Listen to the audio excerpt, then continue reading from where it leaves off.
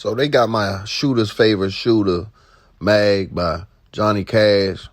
I ain't even gonna hold you. I forgot that joint was even in the book bag. So yeah, check it. That's my man Mark.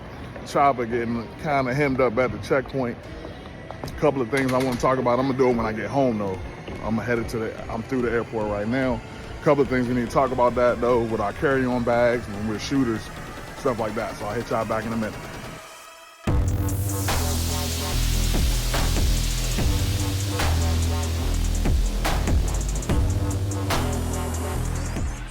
So check it out. That video, like I said, that was my man Mark Chopper coming through the airport. Got him for unloaded magazine, which is a prohibited item going through TSA. And as you heard him say, I forgot it was even in there. And that is usually what people say. There's been a bunch of highlights, or I should say a bunch of headlines about how many prohibited items are being brought to checkpoints, as well as firearms, loaded and unloaded. And so I wanted to touch on this because when I saw this video, I immediately jumped in the comments and told Chop, hey, look, be careful of that because these incidents add up. Story time, as they say. When I went to renew one of my instructor credentials this year, the law enforcement arm that monitors that credential called me, and I was like, what are they calling me for? Because I've been doing this for 20 years. I've never called me to ask me any questions. So he called me and he goes, is everything all right? I was like, yeah, this is all good. What's up? And he said, well, TSA got you out here looking like a terrorist. And I was like, what? So it turns out that as benign as they make you feel like this event is, they'll confiscate whatever the prohibited item is, and usually send you on your way. They also may or may not, I don't know if they always do it. They always did it with me, and they'll take your information down. So I had no idea that these events were being recorded and monitored and recorded. So I don't even know what system this officer saw this information on. So that was my first indication that these do add up. And I do remember, I know another content creator, Chime Time, but he had a loaded firearm. I know it messed with his pre-check. So I told Chopper, I was like, hey, be careful, these things add up. So you don't want to keep doing this. And so just wanted to relay to you guys exactly how serious it can be. TSA does have a prohibited items list, and it is on their website. I'll put the links in the description so that you can look it up anytime you want. And it's clearly marked, and I've seen this on other chat sites or message boards where people were offended of things that were taken from them and thinking that it was just a rogue TSA agents, when in fact, TSA does have a prohibited items list and all of this stuff is listed. So going down the list, you can see it, ammunition, BB guns, it'll tell you if you can carry it in your carry-on or if you can put it in check bags, and if you can put it in either one if there are special instructions. So cutting to the chase here, we're going to firearms, parts of guns, and firearms. And it's stated firearms parts including frames, receivers, magazines, clips, bolts, and firing pins are prohibited in the carry-on bag. So you cannot bring them onto the plane. And like I said, they make the incident seem benign by just taking it from you. And even in my mind, I was like, all right, well, if I do forget, they'll just take it. I hate losing the magazine, obviously, but they'll just take it and I'm good. Not true. Let's go to another page on TSA's website, and that is civil enforcement.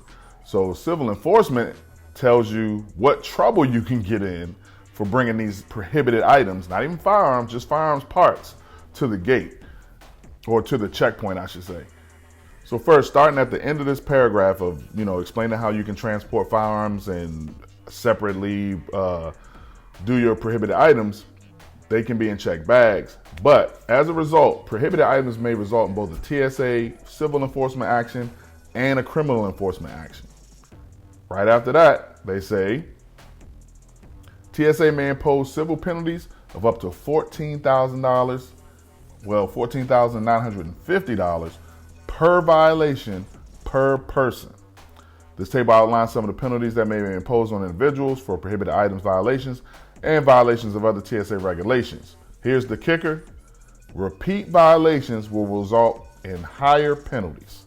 So that means they are keeping track of them, and they can mail you notices of the violation with the fine or whatever they want to do with it.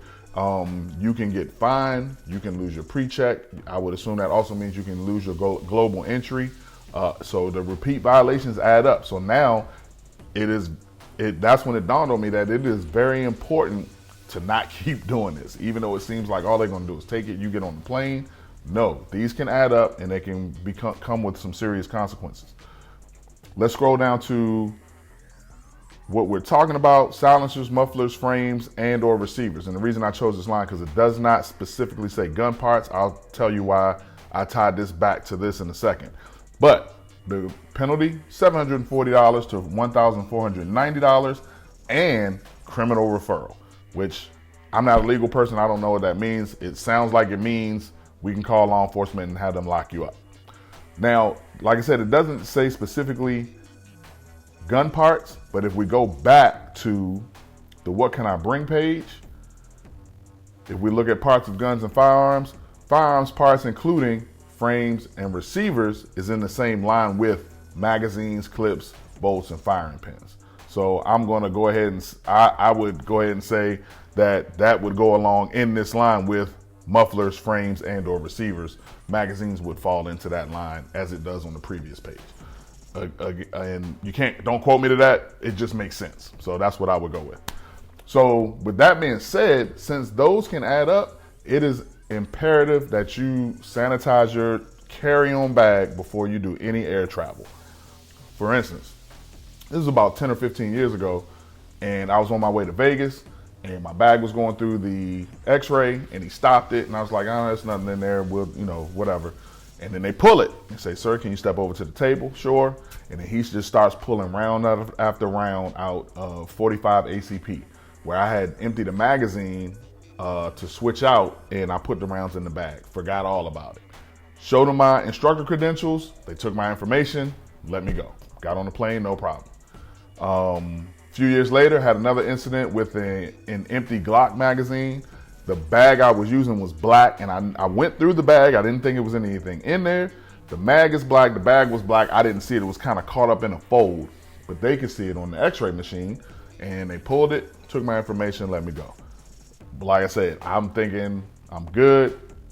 This is what can happen if those incidents add up. So very important that you make sure that your carry-on bags are sterile.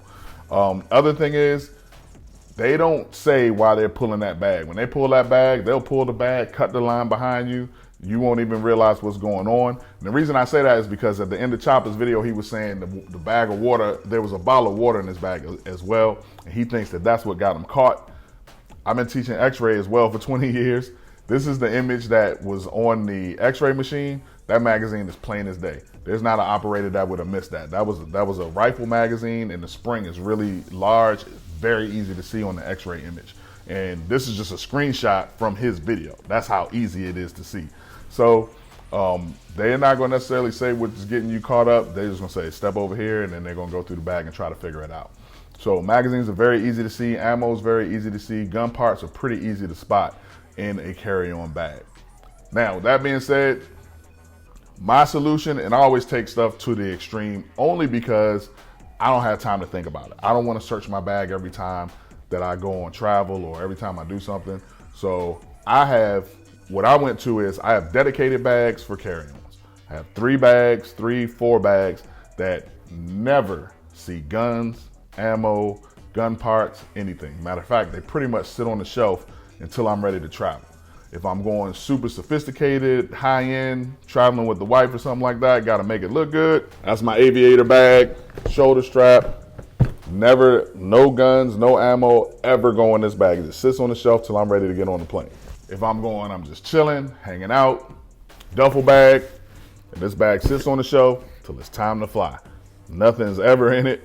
I don't have to worry about it. I know that there's no ammo, no guns, no nothing in this bag. I also have a tactical bag and another sling that I use, and they both just sit on the shelf. The only thing I use them is for carry-ons. That's really important. However you choose to do it, make sure that you're not approaching a TSA checkpoint with a prohibited item, because those incidents can add up and they can equal at least a headache, if not criminal charges against you.